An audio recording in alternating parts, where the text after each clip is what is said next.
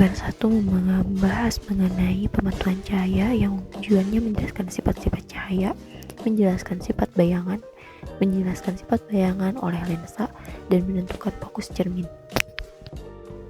Untuk alat dan bahan yaitu ada cermin datar, cermin cembung, cermin cekung, lampu senter, busur derajat, kertas putih, lilin, tabir kertas, dan celah cahaya. Bahan pertama yaitu pemantulan cahaya pada cermin datar.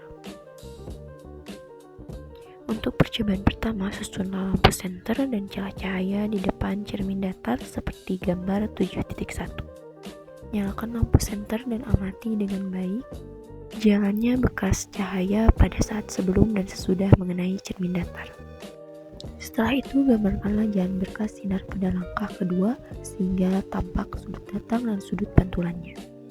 Lalu, ukurlah besar sudut datang dan besar sudut pantul tersebut. Kemudian letakkan sebuah benda, dalam hal ini lilin, di depan cermin datar dan amatilah bayangan selama benda itu Anda geser-geserkan di depan cermin datar. Lalu catatlah bagaimana sifat-sifat bayangan yang dibentuk oleh cermin datar tersebut. Dapat disimpulkan bahwa cermin datar merupakan cermin yang bentuk permukaannya datar dan cermin ini akan memantulkan berkas-berkas yang sengaja dengan cahaya yang datang. Sifat bayangan pada cermin datar adalah tegak, maya atau semu, dan sama besar.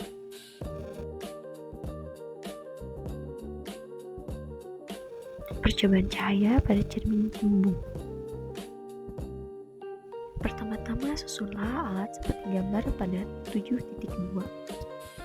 Nyalakanlah lilin dan amatilah dengan baik jalannya berkas cahaya pada saat sebelum dan sesudah mengenai cermin cembung.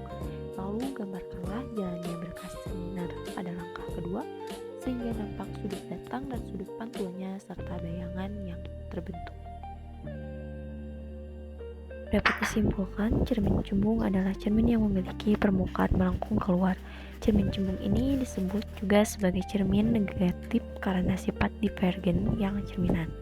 Artinya, cermin cembung dapat menyebarkan sinar dan cahaya.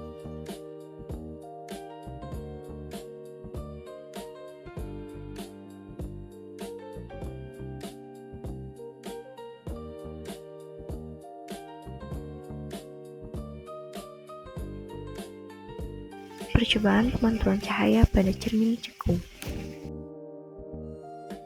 Pertama-tama, susunlah alat seperti pada gambar 7.3. Lalu lilin dinyalakan dan amati dengan baik jalannya berkas cahaya pada saat sebelum dan sesudah mengenai cermin cekung. Kemudian gambarlah jalannya berkas sinar pada langkah kedua sehingga tampak sudut datang dan sudut pantulnya serta bayangan yang terbentuk. Kemudian aturlah jarak benda atau letak layar agar pada layar terbentuk bayangan yang jelas dan tajam. Selanjutnya ukur jarak benda dan jarak bayangan. Apabila benda di depan cermin cekung terus digeser menjauhi cermin, maka pada jarak tertentu bayangan benda akan menghilang dan tidak tampak. Kemudian ukur jarak pada benda tersebut. Kesimpulannya, cermin cekung yaitu cermin yang memiliki bentuk melengkung ke arah dalam tidak menghasilkan bayangan yang sejajar. Proses pemantulannya terjadi saat cahaya dipantulkan mendekati titik fokus cermin.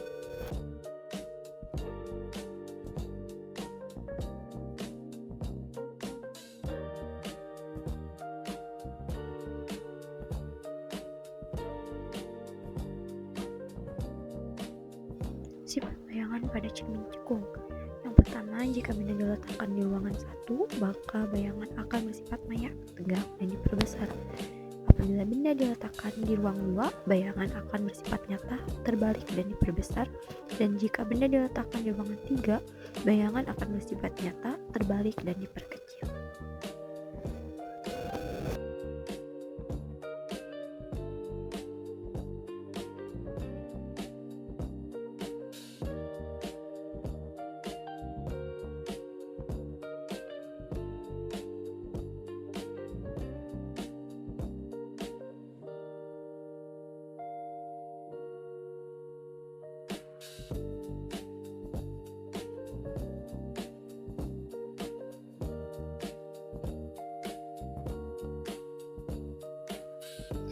Kiasan cahaya dengan lensa cembung.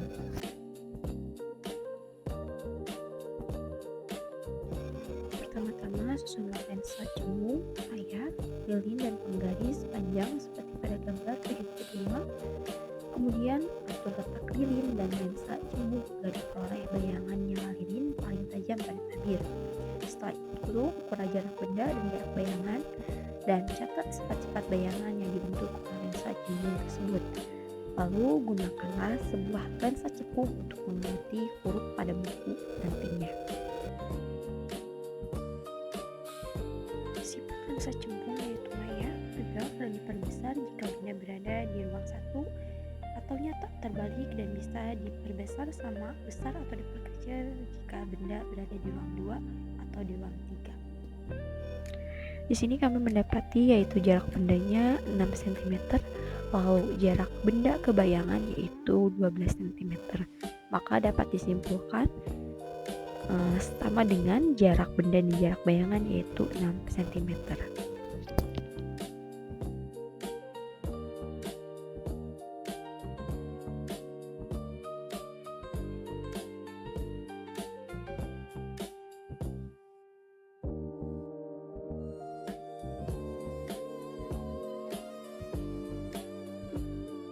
Kegiatan percobaan 2 yaitu lensa dan cermin cekung.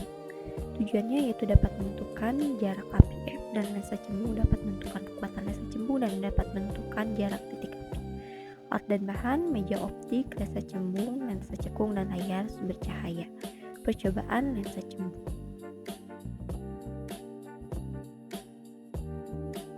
Pertama-tama susunlah lensa pada dudukannya seperti pada gambar 7.7. Lalu nyalakan sumber cahaya, kemudian aturlah posisi benda dan lensa agar pada layar terbentuk bayangan. Lalu ukurlah jarak benda dan jarak bayangan. Lalu ulangi percobaan ini beberapa kali dengan kedudukan benda yang berbeda. Setelah diukur jarak benda yaitu 6 cm dan jarak bayangan yaitu 12 cm. Kedua yaitu percobaan cermin cekung.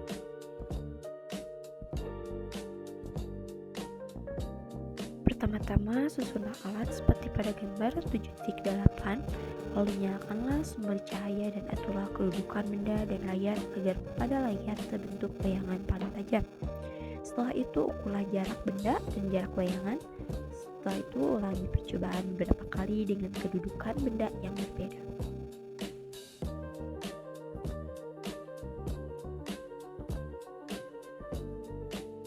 Di sini dapat disimpulkan bahwa jarak cermin ke lilin yaitu 6 cm, jarak lilin ke cahaya yaitu 5 cm, dan cermin ke bayangan yaitu 11 cm.